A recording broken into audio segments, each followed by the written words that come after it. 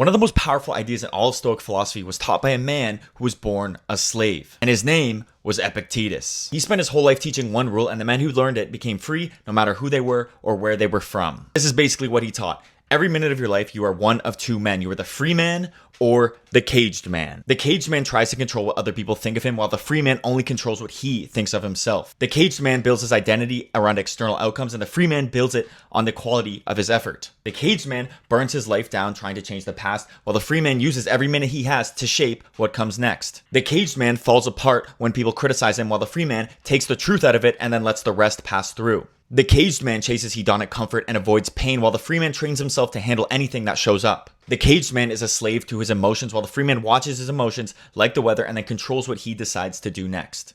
One of the most powerful tenets of Stoic philosophy is understanding that what you control is actually incredibly small, and what you cannot control is pretty much everything else, and the free man knows this, and the caged man spends his whole life being confused about it.